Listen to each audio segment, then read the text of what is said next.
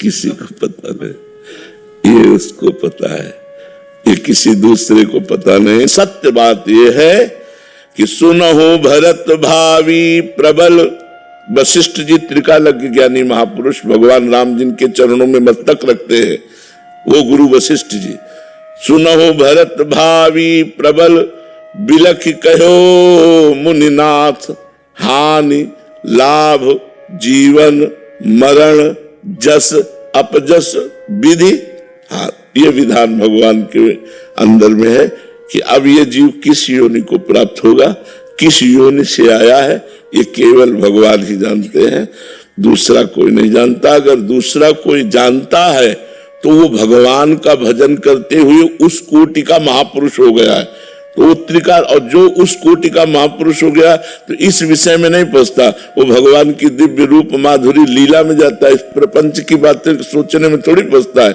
हम अपने मन की बात जान करके तो दुखी ही होते हैं, और अगर हम सैकड़ों मनों की बात जान ले तो हम कितने परेशान। इसीलिए भगवान ने माया में एक शक्ति दी है, विस्मृति, वो भुलवाती रहती। जैसे थोड़ी देर याद करो, हम लोग गर्भ में थे माता के, श्वास लेने की भी जगह नहीं थी, नाभि के कनेक्शन से हमारे जीवन का पोषण हो रहा था और हम जिंदा थे। कितना हम कष्ट भोग रहे थे, मां के गर्भ में कितना कष्ट भोग रहे थे, लेकिन एक सेकंड का भी हमको पता नहीं।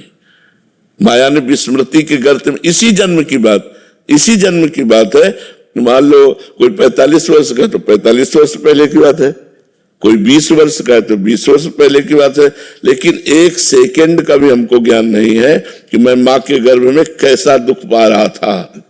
ये भगवान की माया में एक विस्मृति शक्ति है जो सब विस्मरण करा देती है।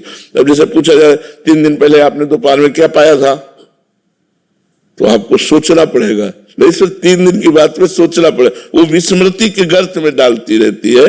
तो ऐसे ही हम जो पीछे किस योनि में थे, अब किस योनि में जाएंगे, ये सिद्ध पुरुष जानता है। जो भगवान को प्राप्त होकर भगवान के समान हो गया है, वो ये जानता है कि पीछे मैं इस योनि में था। जैसे भरत जी सिद्ध महापुरुष थे, वो जानते थे कि मैं पहले राजा भरत था, हम हिरण से प्रेम किया तो हिरण बन गया, अब उससे मुक्त होकर के मैं ब्रह्म स्वरूप में स्थित हो गया हूं। तो ये सिद्ध पुरुष जानते हैं, साधारण पुरुष नहीं जानते हैं कि आत्मा कहां से आई है, किस योनि में प्राप्त होगी, ये किसी को पता नहीं।